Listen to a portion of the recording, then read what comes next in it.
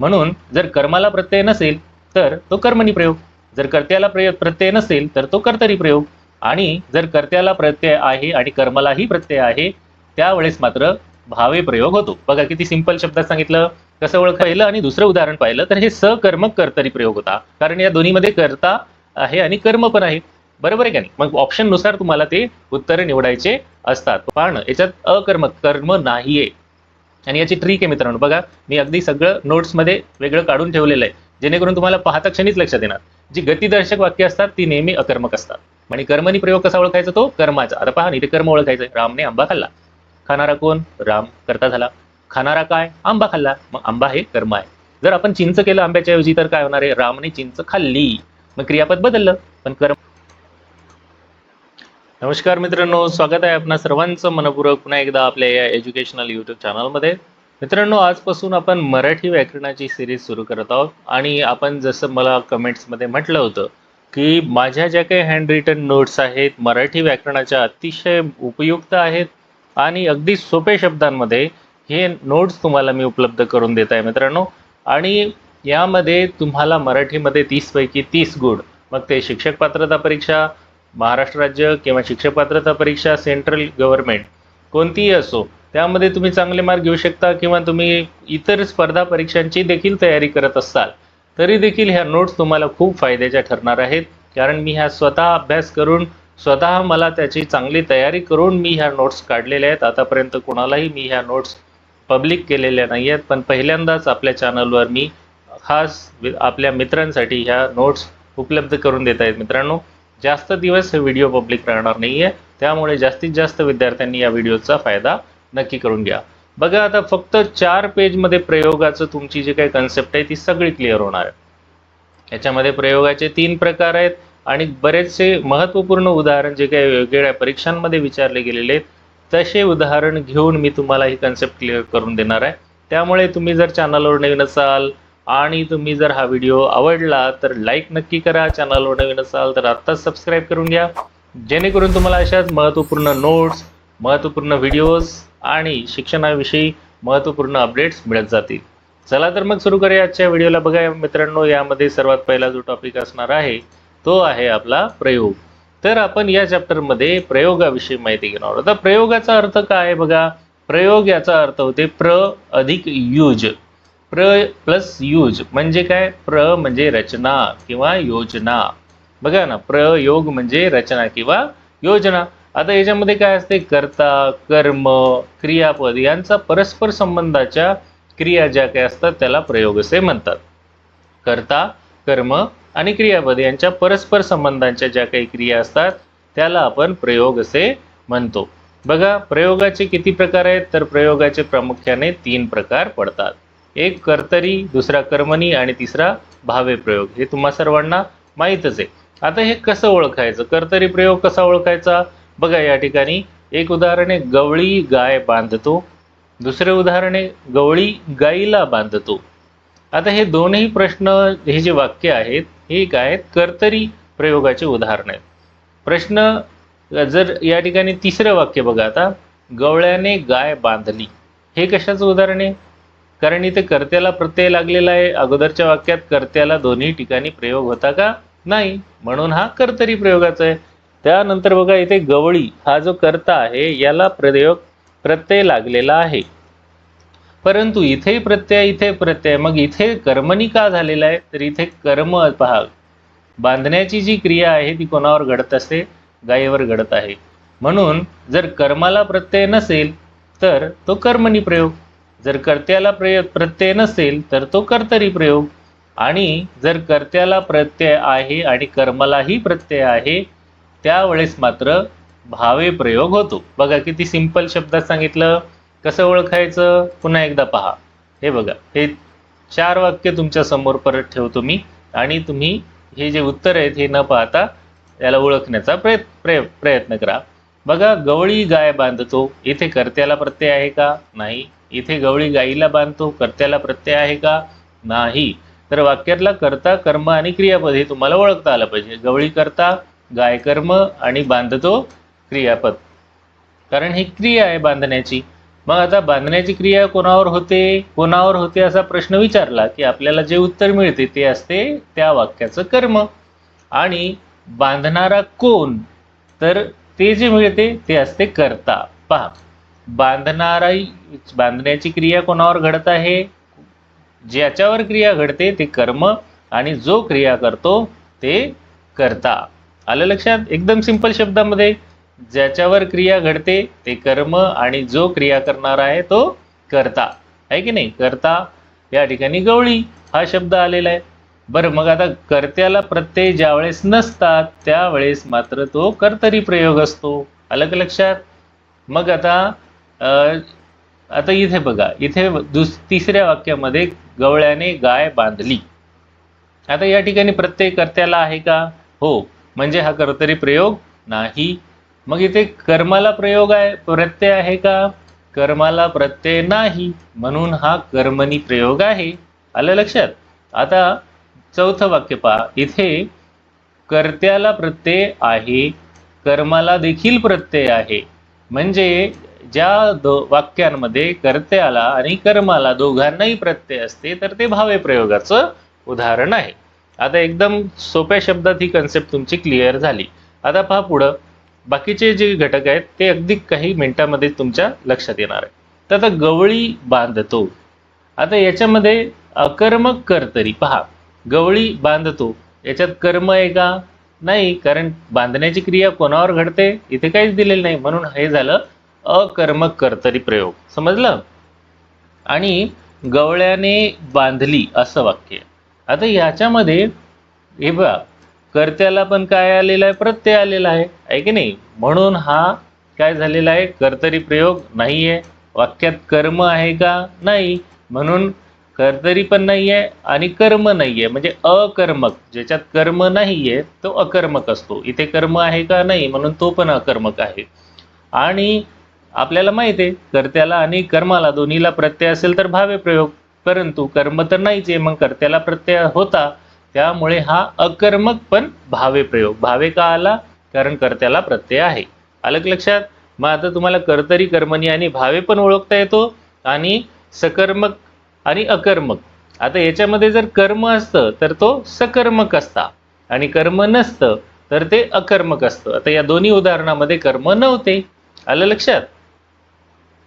Okay, आता हे जर पहिलं आणि दुसरं उदाहरण पाहिलं तर हे सकर्मक कर्तरी प्रयोग होता, कारण या दोन्हीमध्ये कर्ता आहे आणि कर्म पण आहे.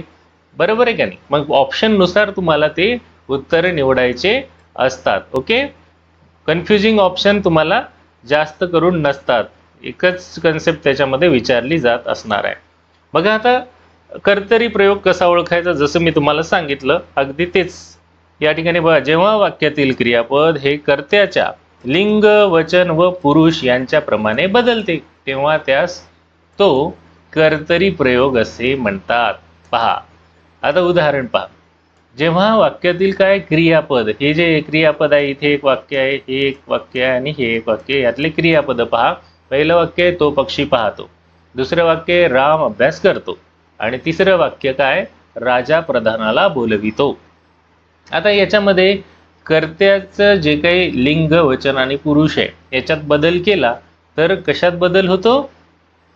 तर त्याच्यामुळे काय होते? क्रियापद पण बदलते. समजा आता तोच्या ऐवजी आपण ती करूया, मग ती पक्षी पाहतोच काय होणार? पाहते. म्हणजे लिंग बदललं की याचं कर्त्याचं देखील काय होते? परिवर्तन होते, आहे की नाही. जसं की राम आहे, राम अभ्यास करतो, तर रामच्या ऐवजी आपण जर सीता म्हटलं, सीता अभ्यास करते, तर मग लिंगाच्या नुसार ते बदल झालेला आहे. आलं लक्षात? वचनानुसार देखील त्याच्यामध्ये बदल केला तर क्रियापदामध्ये जरी बदल होत असेल तर त्याला आपण काय म्हणतो? कर्तरी प्रयोग म्हणतो. आता जसं की आपण इथे बघितलं की प्रत्यय आहे का? नाहीये, याच्यावरून पण लक्षात येते. तुम्हाला कर्त्याला प्रत्यय आहे का? नाही. मी अगोदरच जी सोपी ट्रिक सांगितली तीच तुम्ही फॉलो करू शकता. कर्त्याला प्रत्यय नाही म्हणून तो कर्तरी प्रयोग. आणि दुसरी गोष्ट, इथे कर्म आहे. आता पाहण्याची क्रिया पक्षावर घडते, करण्याची क्रिया कशावर होत आहे? अभ्यासावर होत आहे. बोलवितो कोण? तो राजा प्रधानाला बोलवितो. तो बोलण्याची क्रिया जी होती ती प्रधानावर होत आहे, म्हणजे कर्म पण आहे. म्हणजे सकर्मक कर्तरीचे दोन्ही उदाहरणं झाले. कर्तरी प्रयोगाची वैशिष्ट्ये काय पहा. कर्तरी प्रयोगाचं वैशिष्ट्य आहे की कर्त्याला प्रत्यय नसतो, म्हणजे हेच लक्षात ठेवायचं तुम्हाला. दुसरं कर्म, कर्माला प्रत्यय असतो. पहा ना, कर्माला हे प्रत्यय कोणते असतात, द्वितीय विभक्तीचे, सलाते सलानाते, हे जे द्वितीय विभक्तीचे प्रत्यय असतात. किंवा कर्माला प्रत्यय नसतो. आता आपण हे जे वरचे उदाहरण पाहिले, इथे इथे कर्माला प्रत्यय या ठिकाणी नव्हता, या ठिकाणी कर्माला प्रत्यय होता. म्हणजे कर्माला प्रत्यय एक तर असतो किंवा प्रत्यय नसतो पण, आणि असले तर ते नेहमी द्वितीय विभक्तीचे असतात. जसं की पहा ना, सलाते सलानाते, इथे ला आलं, इथे पण ला आलेला आहे की नाही. अशा प्रकारे इथे बघा ला आलेला आहे, स आलेला आहे. तर हे जे प्रत्यय लागले हे द्वितीय विभक्तीचे आहेत. आलं लक्षात मित्रांनो. बघा आता तुम्हाला हे जर लक्षात येत असेल तर हे तुम्ही कधीच विसरणार नाही. म्हणून व्हिडिओ जर आवडत असेल लाईक करा मित्रांनो. आता बघा पुढे, कर्तरी रूपांतर करा. कर्तरी प्रयोगात रूपांतर करायचंय. पहा इथे कर्त्याला काय प्रत्यय आहे, म्हणजे हा कर्तरी नाहीये. कोंबडीला खाल्ले, कोल्ह्याने कोंबडीला खाल्ले असं वाक्य आहे. याच्यात कर्त्याला प्रत्यय आहे आणि कोंबडीला पण प्रत्यय आहे, म्हणजे कर्माला पण प्रत्यय आहे. मग दोघांना प्रत्यय असते तर अर्थातच हे काय भावे प्रयोगाचं उदाहरण आहे. मग आता याला आपल्याला कशात करायचंय, कर्तरीमध्ये. मग आपल्याला याला प्रत्यय नाही ठेवावा लागणार, कारण कर्तरी प्रयोगामध्ये कर्त्याला प्रत्यय नसते. मग पहा, याचं जेव्हा रूपांतर केलं, कोल्हा कोंबडी खातो, तर हा कोणता झालाय पहा, आपण दोन्हीचे प्रत्यय काढून टाकले. मग बघा कर्त्यारी प्रयोगामध्ये काय असते की कर्माला प्रत्यय असतो किंवा नसतो. मग इथे प्रत्यय ठेवला आपण, पहा कोल्ह्याचा प्रत्यय प्रत्येक वेळेस काढावा लागेल, कारण कर्तरी करायचं आहे म्हणून. इथे प्रत्यय नाहीये, पण कर्माला प्रत्यय असतो किंवा प्रत्यय नसतो. मग कर्माला प्रत्यय न ठेवून हे वाक्य झालं पहिलं, कोल्हा कोंबडी खातो. हा काय झालं, कर्तरी पण अप्रत्ययी, म्हणजे कर्माला प्रत्यय नसणार. आणि कोल्हा कोंबडीला खातो, तर हे काय झालं, सप्रत्यय, म्हणजे प्रत्यय असलेलं. आलं लक्षात. आणि दोन्ही कर्मासहित उदाहरणं आहेत. म्हणजे अशा प्रकारे तुम्हाला वाक्याचं रूपांतर देखील करता येईल. पहा, कर्तरीमध्ये रूपांतर करायचं असेल तर फक्त हे दोन वैशिष्ट्य लक्षात घ्या. एक, कर्त्याला प्रत्यय नसतो, आणि दुसरं कर्माला प्रत्यय असतो किंवा नसतो, आणि असला प्रत्यय तर तो नेहमी द्वितीयचाच असतो. आता पहा, कर्तरी प्रयोगाचे दोन उपप्रकार पाहायचे. एक आहे सकर्मक कर्तरी आणि दुसरा आहे अकर्मक कर्तरी. ऑलरेडी मी तुम्हाला सुरुवातीलाच हे लक्षात आणून दिलेलं आहे. सकर्मक कर्तरी म्हणजे काय, की ज्या कर्तरी प्रयोगातील क्रियापद हे सकर्मक असते, म्हणजे त्याच्यात कर्म असते, त्याला सकर्मक कर्तरी प्रयोग म्हणतात. आता पहा ना, कर्तरी प्रयोगामध्ये काय असते की कर्त्याला प्रत्यय नसते. आता तो आहे, हा कर्ता आहे, याला प्रत्यय नाहीये, म्हणजे हा कर्तरी प्रयोगाचं उदाहरण असणार आहे. आणि दुसरं काय की तो मुलगा पेरू खातो. आता खाण्याची क्रिया पेरूवर घडत आहे, बरोबर आहे, म्हणजे कर्म तुमचं काय झालेलं आहे, हे पेरू झालेलं आहे. मग आता सकर्मक कर्तरी प्रयोग पहा ना, इथे कर्ता आहे तो मुलगा, आणि पेरू काय कर्म आहे, म्हणजे हे सकर्मक कर्तरी प्रयोगाचं उदाहरण आहे. कर्तरी का, कारण कर्त्याला प्रत्यय नाहीये. आणि सकर्मक का, कारण इथे कर्म आहे, म्हणजे सकर्मक कर्तरी. आलं लक्षात. पहा, पाखरे घरटी बांधतात. आता पाखरे बांधणारे कोण, पाखरे, आणि बांधणारे काय, घरटी. तर जे काय आहे ते कर्म आहे, आणि कोण आहे ते पाखरे आहेत. मग कर्त्याला प्रत्यय का, नाहीये, म्हणजे तो कर्तरी प्रयोग. आणि कर्म, कर्म आहे का, हो, कारण बांधण्याची क्रिया कोणावर घडत आहे, घरट्यावर घडत आहे, बरोबर आहे. म्हणजे हे सकर्मक कर्तरी प्रयोगाचं उदाहरण आहे. आलं लक्षात. किती सिंपल आहे ना सिंपल. चला तर मग मित्रांनो, लाईक करा आणि आपल्या मित्रांना देखील शेअर करा. बघा आता आता पुढचा अकर्मक कर्तरी एकदम सिंपल आहे. जसं सकर्मक कर्तरी होतं तसंच अकर्मक कर्तरी आहे. अकर्मक कर्तरीमध्ये काय की ज्या कर्तरी प्रयोगातील क्रियापद हे अकर्मक असते त्याला अकर्मक कर्तरी प्रयोग म्हणतात. पण याच्यात अकर्मक कर्म नाहीये, आणि याची ट्रिक आहे मित्रांनो. बघा, मी अगदी सगळं नोट्समध्ये वेगळं काढून ठेवलेलं आहे, जेणेकरून तुम्हाला पाहता क्षणीच लक्षात येणार. जी गतिदर्शक वाक्य असतात ती नेहमी अकर्मक असतात. म्हणा एकदा, जी गतिदर्शक वाक्य असतात ती नेहमी अकर्मक असतात. गती पहा ना, पाखरे घरट्यात परतली, गतिमान वाक्य, कारण पाखरे ही घरट्यात परतली आहे की नाही, गती दाखवण्याचा प्रयत्न केला. आणि पहा ना, जर तुम्हाला टॅली करून पाहायचंय तर बघा, क्रियापदावरून प्रश्न विचारू शकता. परतणारे कोण, पाखरे, आणि परतणारे काय तर घरट्यात. तर आता हे असं म्हणणार आहे का आपण? नाही. तर कारण परतण्याची क्रिया कोणावर होत आहे? पाखरांवरच होत आहे ना. घरटे काय, घरट्यावर क्रिया नाही होते. परतणारे कोण आहेत? पाखरे आहेत. आणि परतणारे काय आहेत? की पाखरच आहेत. म्हणजे याच्यात कर्म नाहीच आहे. अलग लक्षात. म्हणून हे अकर्मक कर्तरी प्रयोग आहे. कारण कर्त्याला प्रयोग प्रत्यय नाही आहे. दुसरं, विवेक शाळेत जातो. ठीक आहे. तर विवेक शाळेत जातो हे गतिदर्शक वाक्य असल्यामुळे हे अकर्मक आहे. पहा, जाणारा कोण आहे? विवेक. आणि जाणारा कशावर जातो असं काही आहे का? नाही. विवेक सायकलने शाळेत जातो असं आहे का? नाही. तर तो शाळेत जातो म्हणजे हे ठिकाण दाखवलेले पण गतिदर्शक आहे. म्हणजे याच्यामध्ये पण काय झालेले? कर्म नाहीये. याला अकर्मक कर्तरी म्हणतात. तू जलद चालतोस. आता हे चालण्याची क्रिया आहे, जातो आहे, परतली आहे, हे सगळे गतिदर्शक जे वाक्य आहेत ना, याला आपण अकर्मक कर्तरी प्रयोग म्हणणार आहे. समजलं तुम्हाला? तर हा झाला आपला कर्तरी प्रयोग. आता पहा, दुसरा आहे कर्मणी प्रयोग. कर्मणी प्रयोग देखील सिंपल आहे. बघा कसा. आता तुम्हाला कर्तरी लक्षात आला असेल तर आता आपण कर्मणी प्रयोगाकडे जाऊया. पहा आता, जेव्हा वाक्यातील क्रियापद हे कर्माच्या लिंग, वचन व पुरुष यांच्या प्रमाणे बदलते तेव्हा कर्मणी प्रयोग होतो. काय? क्रियापद हे लिंग, वचन आणि पुरुष यांच्या प्रमाणे बदलते. कर्तरी प्रयोगात काय सांगितलं होतं? की वाक्यातील क्रियापद हे कर्त्याच्या लिंग, वचन, पुरुषाप्रमाणे बदलते तेव्हा त्याला काय म्हणतात? कर्तरी प्रयोग असे म्हणतात. पहा, कर्त्याच्या लिंग, वचन है ना पुरुषाप्रमाणे बदलते. आणि इथे काय सांगितलंय? क्रियापद हे कर्माच्या. कर्तरी प्रयोगात कर्त्याच्या लिंगवचन पुरुषाप्रमाणे बदलणारे असेल तर कर्तरी. पण कर्मणी प्रयोगात कर्माच्या लिंगवचन पुरुषाप्रमाणे क्रियापद बदलत असेल. बघा किती सिंपल आहे. कर्तरी प्रयोग कशाला ओळखायचं? की तो कर्त्याच्या लिंगवचन पुरुषाप्रमाणे बदलते. आणि कर्मणी प्रयोग कसा ओळखायचा? तो कर्माचा. आता पहा ना, इथे कर्म ओळखायचंय. रामने आंबा खाल्ला. खाणारा कोण? राम. कर्ता झाला. खाणारा काय? आंबा खाल्ला. मग आंबा हे कर्म आहे. जर आपण चिंच केलं आंब्याच्या ऐवजी तर काय होणार आहे? रामने चिंच खाल्ली. मग क्रियापद बदललं. पण कर्माच्या आपण लिंग बदललं. हा पुरुष होता, चिंच आपण स्त्रीलिंगी केलं. तर पहा ना, रामने चिंच खाल्ली. मग क्रियापदात बदल झाला. आलं लक्षात? आता मी जेवढं एक्सप्लेनेशन देतो तेवढा व्हिडिओचं ड्युरेशन वाढत आहे मित्रांनो. पण याच्यामुळे ही जी गोष्ट आहे तुम्हाला फक्त एकदाच ऐकायची आहे. आणि व्हिडिओ जेव्हा गरज वाटली तेव्हा परत पाहू शकता. पण ते तुमच्या परमनंट मेमरीमध्ये जाणार आहे, लक्षात राहणार आहे. पहा ना, आता वाक्य नंबर 2 आहे इथे, मला काम करविते. आता हे जे करविते आहे ना, तर याला शक्य कर्मणी म्हणतात मित्रांनो. आणि हे जे पहिलं होतं हे प्रधान कर्तुक कर्मणी. काय? प्रधान कर्तुक कर्मणी. म्हणजे याच्यात कर्ता प्रधान आहे, परंतु हे कर्तुक कर्मणी आहे ना, त्याचं उदाहरण आहे. शक्य कर्मणी, करविते हा शब्द आला की शक्य कर्मणी म्हणायचं. त्याचे काम करून झाले. पा, काम करून झाले, झालेली आहे. म्हणजे समापन कर्मणी. एखादी गोष्ट करून पूर्ण जर झाली तर त्याला समापन कर्मणीचं उदाहरण म्हणायचं आहे. आता पहा, राम कडून रावण मारला गेला. याच्यात काय सांगितलेलं आहे? नवीन कर्मणी. पहा ना, कर्म कर्तरी प्रयोग. हे स्टार करून ठेवा. हे वाक्य ॲज इट इजच विचारले जातात. राम कडून रावण मारला गेला. तर हे नवीन कर्मणीचं आहे.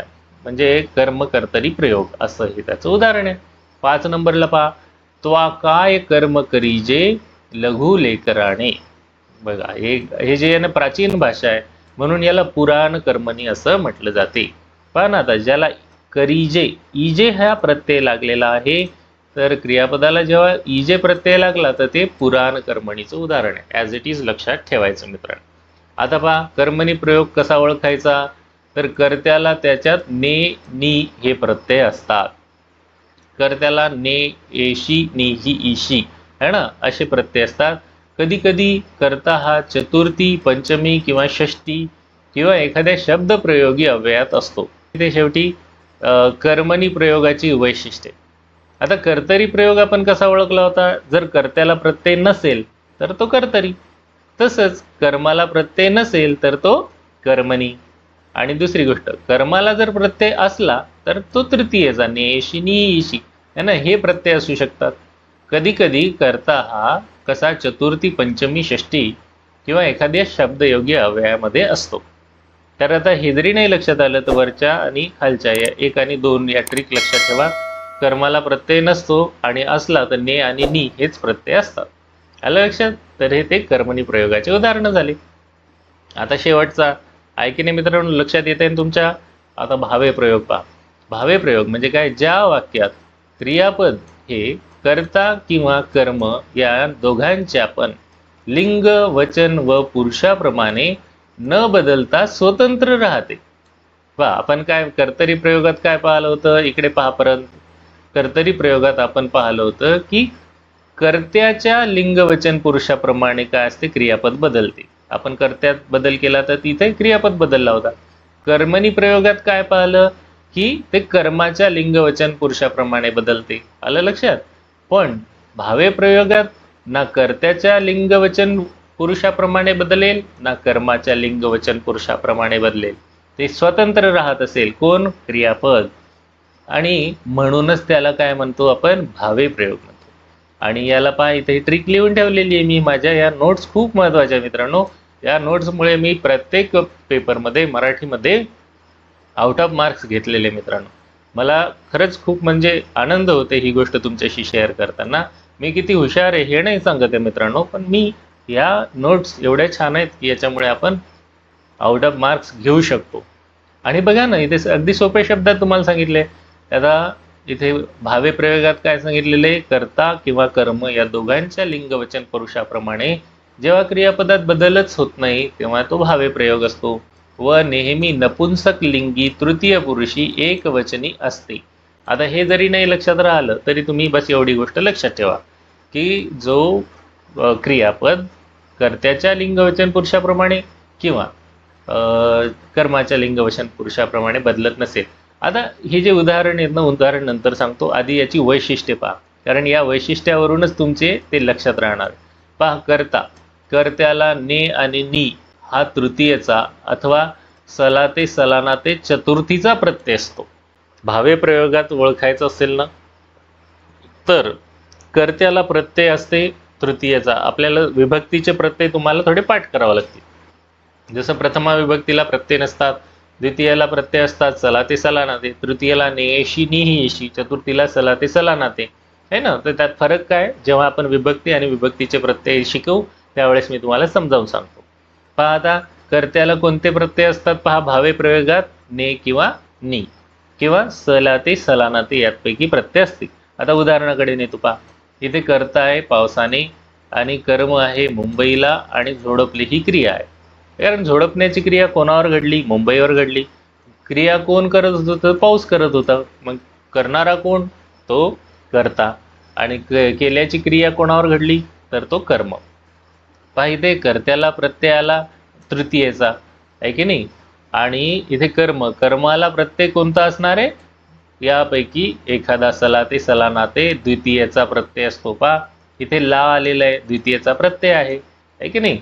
राजाने प्रधानाला बोलविले, म्हणजे राजाने, कर्त्याला प्रत्यय आहे, कर्तरी प्रयोग नाही आहे. प्रधानाला म्हणजे कर्माला प्रत्यय आहे, कर्मणी पण प्रयोग नाही आहे, दोन्ही ठिकाणी प्रत्यय आहे, म्हणजे हा सरळ सरळ भावे प्रयोग आहे की नाही. सिंपल. कर्त्याला प्रत्यय आला, कर्माला पण प्रत्यय आला, म्हणजे हा भावे प्रयोग आहे. आता तुम्हाला ने आणि नी आणि सला ते सलानाते एवढं जरी लक्षात ठेवलं तरी चालते, किंवा सोपी ट्रिक आहे. कर्त्याला प्रत्यय, कर्माला पण प्रत्यय, तर भावे प्रयोग. आलं लक्षात? ही झाली भावे प्रयोगाची ट्रिक. आता याचे दोन प्रकार पडतात, सकर्मक भावे आणि अकर्मक भावे.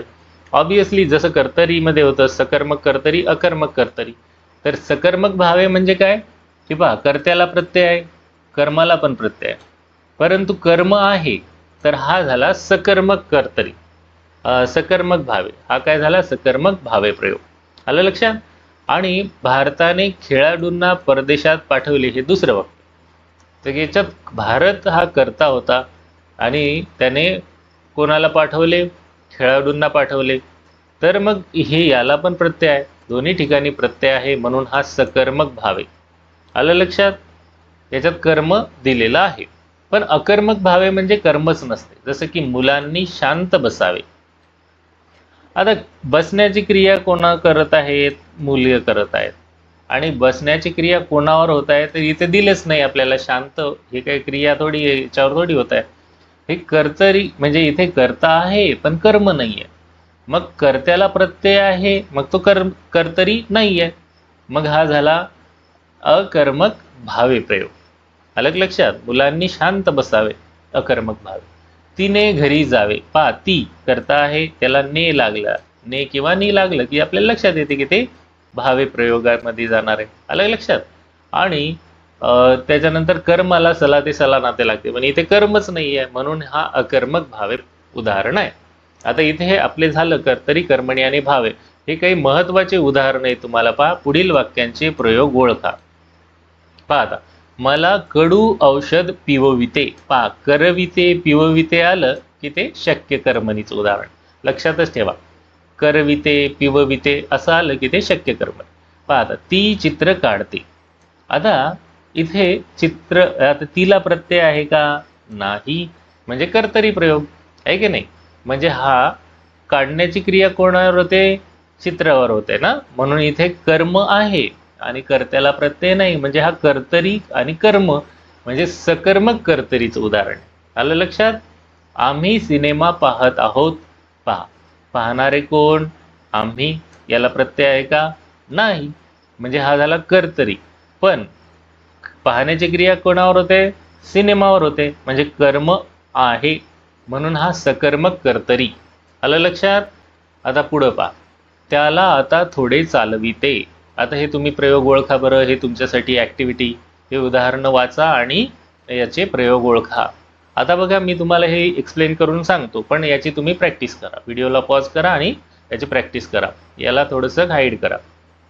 4 नंबर, त्याला आता थोडे चालविते. पहा, चालविते आलेला आहे. ओके. पण इथे कर्त्याला प्रत्यय आहे म्हणून हा कर्मणी नाही आहे, कर्तरी नाही आहे. आता थोडे चालविते. आता इथे कर्म दिसते का? नाही आहे, म्हणून हा अकर्मक भावे आहे. कर्त्याला प्रत्यय आल्यामुळं हा कर्तरी झाला नाही. मग राहिला काय?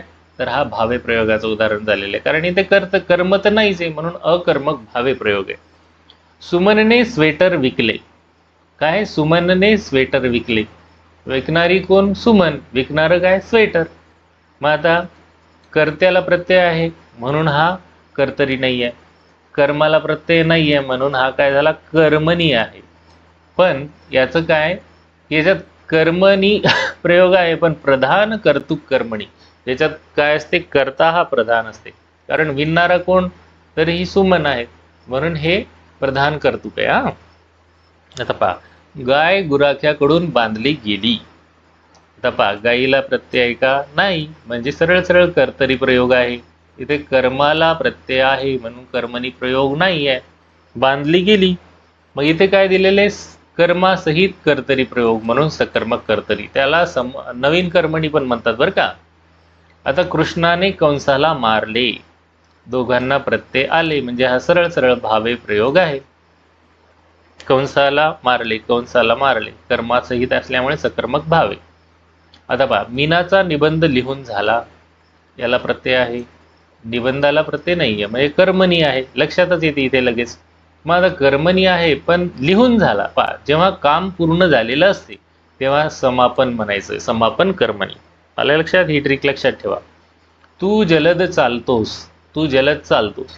पहा, आता चालणार आहे, कर्तरी प्रयोगाचं उदाहरण आहे, कारण कर्त्याला प्रत्यय नाही आहे. चालण्याची क्रिया कोण करते? तूच करत आहे. आणि कोणावर करत आहे? कोणावरच नाही आहे, म्हणजे हा अकर्म नाही आहे याच्यात. हा, म्हणून हा अकर्मक कर्तरी आहे. हे असं ओळखता आलं पाहिजे तुम्हाला. याच्यावर भरपूर प्रश्न येतात. वेगवेगळ्या परीक्षेमध्ये तुम्हाला हे प्रश्न विचारले जातात. त्याने जलद वाचावे, मला डोंगर चढवितो, राजाला मुकुट शोभतो. पहा, हे जेव्हा चढवितो शक्य कर्मणी, चालावे त्याने जलद चालावे अकर्मक भावे. पहा ना, आता कर्त्याला प्रत्यय आला म्हणून हा कर्तरी नाहीये आणि इथे कर्म तर नाहीच आहे म्हणून अकर्मक कर्तरी तर होणारच नाही. भावे प्रयोग झाला. आलं लक्षात. आता हे बाकीचे 2 उदाहरणं तुम्ही बघा आणि याची तुम्ही प्रॅक्टिस करा.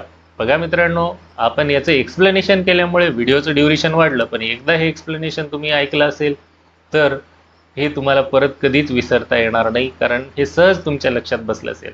मित्रांनो, जर तुम्हाला ही माहिती उपयुक्त वाटली आणि व्हिडिओ आवडला असेल तर मित्रांनो याला जास्तीत जास्त लाईक करा मित्रांनो, कारण एका लाईकने कारण आपल्याला यामधून काही आर्थिक फायदा होत नाही, फक्त जास्तीत जास्त मित्रांपर्यंत व्हिडिओ पोहोचेल याच्यासाठी त्याला मदत होते. म्हणून please do like, comment, share आणि सबस्क्राईब.